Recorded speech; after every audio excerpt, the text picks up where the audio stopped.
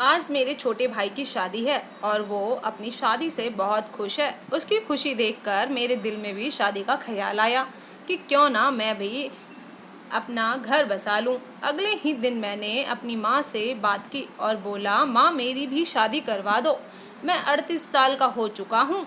और माँ मेरी बात सुनकर ज़ोर ज़ोर से हंसने लगी। बोली, मोहन तुम्हारे मन में शादी का ख्याल कहाँ से आया?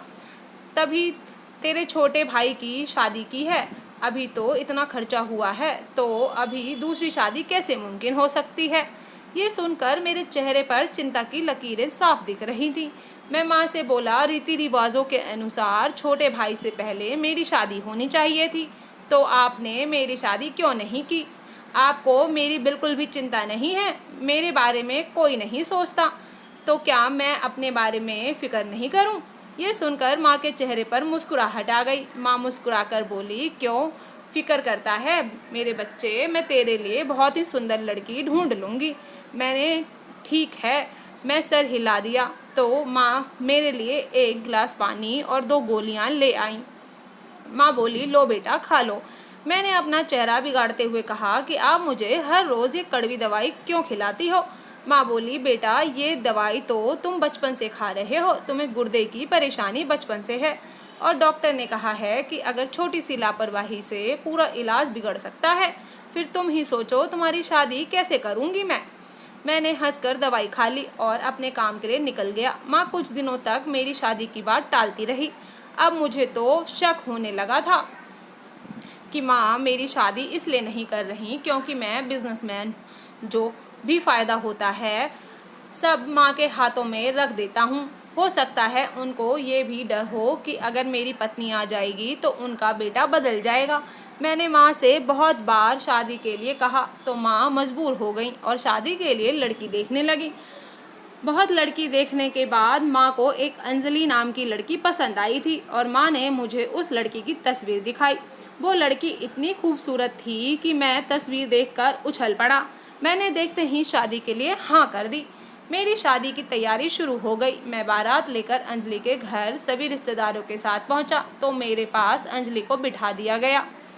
अंजलि सच में बहुत खूबसूरत लग रही थी। शादी की सभी रस्में पूरी हुई और विदाई का समय हो गया। हम घर आ गए। रात के करीब 10 बजे माँ ने सभी को अपने घर भेज दिया और मुझे मेरे कमरे में जाने के लिए बोला। जब मैं अपने कमरे में गया तो अंजलि सुहाग के जोड़े में बैठी मेरा इंतज़ार कर रही थी। मैं जैसे ही उसके पास गया वो बहुत रोते हुए बोली, मुझे पिछले 2 घंटे से मेरे पेट में दर्द हो रहा है, अब मुझसे बर्दाश्त नहीं हो रहा, भगवान के लिए मुझे अस्पताल ले चलिए। मुझसे अंजलि का रोना देखा नहीं जा रहा था। मुझे उस पर दया आ रही थी।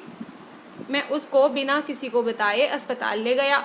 अस्पताल में उसको इमरजेंसी वार्ड में एडमिट कराया। डॉक्टर ने जांच करने के बाद उसको डिलीवरी वार्ड में लेकर चली गई और मुझे इंतज़ार करने के लिए बोल दिया। मैं ये सुनकर हैरान था कि ये सब कैसे हो सकता है, और वो तो देखने में भी नहीं लगती थी कि वो माँ बनने वाली है। फिर ऐसा कैसे हो सकता है? 3 घंटे के बाद डॉक्टर बाहर आकर बोली, मुबारक हो, आपको लड़का हुआ है। ये सुनकर मेरे तो होश ही उड़ गए थे। ये बात मेरे बर्दाश्त के बाहर थी। मैं सोचने लगा, ऐसा कैसे हो सकता है, मेरे साथ धोखा हुआ है। इतने में एक नर्स आई और बोली, आपकी पत्नी आपको बुला रही है, आपसे मिलना चाहती है। मैं नर्स के पीछे चला गया। वहाँ अंजलि बेड पर लेटी हुई थी। अंजलि को देखने के बाद मुझसे रुका नहीं गया और मैंने गुस्से में उसको बोला, तुमको शर्म नहीं आती? तुमने मुझे इतना बड़ा धोखा दिया है। मुझे तुम जैसे धोखेबाजों से निपटना अच्छे से आता है। मैं तुम्हें अभी तलाक देकर आज़ाद कर देता हूँ। ये सुनकर अंजलि बहुत रोने लगी और बेड से उतरकर मेरे कदमों में गिरकर रोने लगी और बोली, आप मुझे अपनी ज़िंदगी से बाहर ना निकालें। मैं जानती हूँ मुझसे गुनाह हुआ है, लेकिन मेरे पास अभी रहने के लिए कोई जगह नहीं है। मैं इस बच्चे को लेकर कहाँ जाऊँगी? मुझ पर रहम करो। आप मुझे 15 दिन का समय दे दो, मैं अपने रहने का ठिकाना ढूंढ लूँ, फिर मैं खुद चली जाऊँगी। मोहन, अगर आप आज मेरी इज्जत बचा लेंगे तो भगवान एक दिन आपकी मदद ज़रूर करेंगे। अंजलि के इन शब्दों ने मुझे अंदर तक हिलाकर रख दिया। मैंने बोला, ठीक है, मैं तुम्हें 15 दिन का वक्त देता हूँ। उसके बाद तुम्हें जाना ही पड़ेगा। अंजलि रोते हुए बोली, लेकिन आपसे मेरी एक विनती है कि आप कभी मेरे बेटे का चेहरा नहीं देखेंगे। अगर आपने मेरे बेटे का चेहरा देखा तो अनर्थ हो जाएगा। मुझे क्या मतलब था? जिस बच्चे की वजह से शादी की पहली रात इतना कुछ हो गया था, मुझे उस बच्चे की शक्ल खुद नहीं देखनी थी।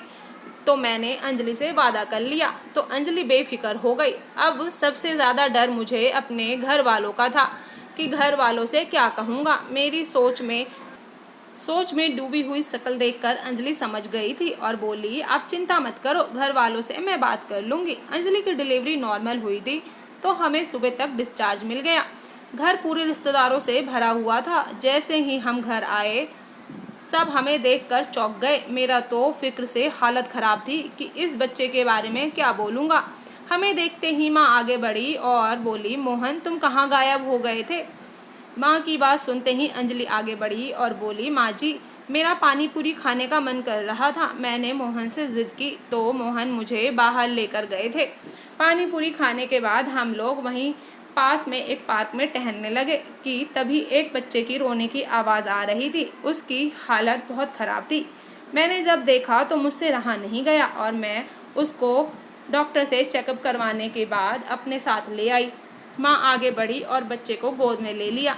माँ बोली, मोहन पता है ना, ऐसे मिलने वाले बच्चे गुमनाम बाप की निशानी होते हैं। तुम इस बच्चे को अपना नाम और मोहब्बत दे सकोगे ना? मैंने ना में सर हिला दिया और मैं कुछ नहीं जानता। आप अपनी बहू से पूछो, ये इसका कारनामा है, मुझे नहीं पता इसके बारे में। मैं इतना बोलकर गुस्से में कमरे में चला गया। कुछ दिनों के बाद सभी रिश्तेदार अपने घर चले गए और मैं भी अपने काम पर जाने लगा। क्या सोचा था और क्या हो गया। अंजलि अपने बच्चे के साथ सारे दिन लगी रहती और अपने बेटे का चेहरा छुपाती रहती। मैं बहुत परेशान रहने लगा था। अंजलि ने अपने बेटे का नाम यश रखा था। माँ मुझे अक्सर समझाती कि बेटा, अगर बच्चे को अपने दिल बड़ा करके लाए हो तो उसके साथ यूं दूरी मत बना के रखो। माँ की बातों को एक कान से सुनकर दूसरे से निकाल देता। मैं एक बिजनेसमैन था। कुछ महीनों से मेरा काम कुछ अच्छा नहीं चल रहा था, लेकिन जब से अंजलि और ये बच्चा मेरे घर में आए हैं तब से मुझे बहुत फ़ायदा हो रहा था। ये बच्चा बहुत ही किस्मत वाला था। 15 दिन से ज़्यादा हो चुका था, लेकिन मैं अंजलि से जाने के लिए भी नहीं कहता था क्योंकि मुझे डर था कहीं मुझे फिर से बिजनेस में नुकसान ना होने लगे, इसीलिए मैं चुप रहता था।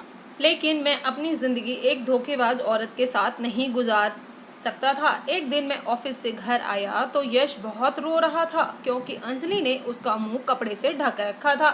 बच्चा उसको हटाने की कोशिश कर रहा था लेकिन वो हटा नहीं पा रहा था। पहले तो मैंने सोचा कि अंजलि को बुला देता हूँ। फिर मैंने सोचा इतने छोटे बच्चे से क्या दुश्मनी है कि मैं उस बच्चे के चेहरे से कपड़ा भी नहीं हटा सकता। फिर अंजलि की कही हुई बात मेरे कानों में गूंजने लगी कि बच्चे की शक्ल मत देखना, नहीं तो अनर्थ हो जाएगा। मैंने सोचा जो होगा देखा जाएगा। फिर मैंने बच्चे के चेहरे से कपड़ा हटा दिया। उस बच्चे की शक्ल देखकर मैं तो हैरान रह गया था। मेरे होश उड़ गए थे क्योंकि यश तो बिल्कुल मेरी तरह दिखता था। ऐसा लग रहा था कि यश मेरी फोटोकॉपी है। इतने में अंजलि आ गई और मुझे और यश को साथ में देखकर परेशान हो गई। वो हक्का बक्का रह गई थी। मैं उसको परेशान देखकर बोला कि अंजलि, तुम मुझे सच बताओ कि बात क्या है। ये बच्चा किसका है? बिना शादी के तुम किसी के बच्चे को जन्म दिया है। अंजलि बोली, मोहन आप सच जानकर बर्दाश्त नहीं कर पाएंगे। मैं गुस्से से चिल्लाकर बोला कि जब मैं शादी की पहली रात ही अपनी पत्नी को किसी बच्चे का जन्म लेना बर्दाश्त कर सकता हूँ तो और दूसरी बात क्यों नहीं। अंजलि सोच में डूब गई कि मुझे सच बताए या नहीं। बहुत सोचने के बाद अंजलि बोली कि यश आपका बच्चा है। मैं हंस पड़ा और बोला, तुम जैसी औरतों को बहुत अच्छे से जानता हूँ। तुम किसी के भी बच्चे को मेरे ऊपर नहीं थोप सकती। मैं अब और कोई बकवास नहीं सुनूंगा। मैं अब सच जानना चाहता हूँ। अब अगर कोई झूठ बोला तो मैं तुम्हें पुलिस के हवाले कर दूंगा। इतना सुनते ही अंजलि रोने लगी और बोली, मोहन आप यकीन करें या ना करें पर सच यही है कि यश आपका ही बच्चा है। मुझे गुस्सा आ गया और मैंने बोला, अंजलि तुम इतना बड़ा झूठ कैसे बोल सकती हो? मैं तो शादी से पहले आज तक तुमसे मिला तक नहीं, फिर मेरा बच्चा कैसे हो सकता है?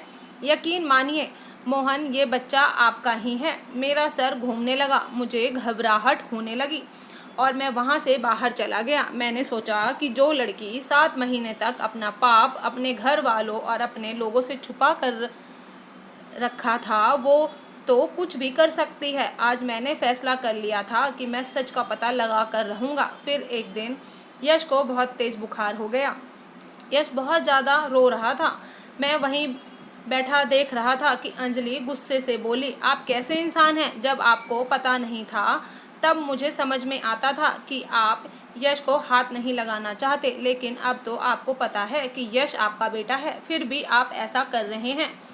यश यहीं पूरी रात रोता रहा, लेकिन उसका बुखार नहीं उतर रहा था। फिर मैं यश को अस्पताल ले गया, जहां डॉक्टर ने उसको एडमिट कर लिया। 2 दिन अस्पताल में रहने के बाद यश ठीक हो गया। मैंने सोचा कि जब हम अस्पताल में हैं तो मैं अपना शक भी दूर कर लेता हूँ। मैंने यश का DNA टेस्ट करवाया, जिसके लिए अंजलि ने भी कहा आप करवा लीजिए।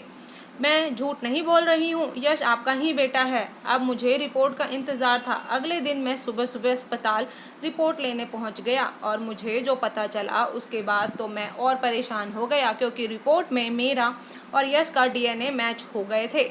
मैं घर आया तो अंजलि ने पूछा क्या हुआ। मैंने उसको रिपोर्ट दिखाई तो बोली, देखा, मैं आपसे झूठ नहीं बोल रही थी। अब तो मैंने गुस्से में सारे घर वालों को इकट्ठा कर लिया। माँ मुझे हैरानी से देख रही थी और बोली कि मोहन, ये रिपोर्ट सच है, यश तुम्हारा ही बेटा है। मैंने बोला कैसे हो सकता है? माँ ने मुझे बताया कि बेटा तुम्हारा एक्सीडेंट हो गया था और तुम कोमा में चले गए थे। अंजलि तुम्हारे एक्सीडेंट से पहले ही माँ बनने वाली थी और तुमको बताया था। तुम ये सुनकर इतने खुश हुए थे कि घर जल्दी आ रहे थे कि तभी तुम्हारा एक्सीडेंट हो गया। उसके बाद तुम्हारी याददाश्त चली गई और तुम अंजलि को भूल गए। मैंने अंजलि को उसके मायके भेज दिया और जब तुमने शादी की जिद की तो तुम्हारी शादी दोबारा करवा दी, लेकिन उसी दिन अंजलि की तबीयत खराब हो गई और पता चला कि उसको बेटा हुआ है। अंजलि ने पता नहीं क्या क्या सहा है बेटा। ये सब सुनकर मेरे सर में बहुत तेज़ दर्द होने लगा और मैं चक्कर खाकर गिर गया। अब जब आँख खुली तो मैं अस्पताल में था। मुझे कुछ ज़्यादा तो याद नहीं आया, लेकिन अंजलि और मेरी शादी की कुछ धुंधली यादें मुझे याद आ रही थी। मेरा इलाज चलता रहा और कुछ महीनों के बाद मुझे सब याद आ गया। अब मैं, अंजलि और हमारा बेटा यश, हम अब अपनी ज़िंदगी में बहुत खुश हैं। अनजाने में ही सही, पर मैंने अंजलि को बहुत कुछ गलत बोला था, जिसके लिए मैंने उससे माफ़ी मांगी। मेरा बेटा मेरे लिए बहुत ही लकी था। अब मेरा बिजनेस बहुत अच्छा चल रहा है। दोस्तों, कहानी पूरी सुनने के लिए धन्यवाद। अगर चैनल पे न्यू है तो सब्सक्राइब कर लीजिएगा, पुराने हैं तो वीडियो पूरा देखने के लिए धन्यवाद। प्लीज़ अपने फैमिली एंड फ्रेंड्स के साथ कहानियों को शेयर करा करें। फिर मिलती हूँ आपको एक नई कहानी के साथ।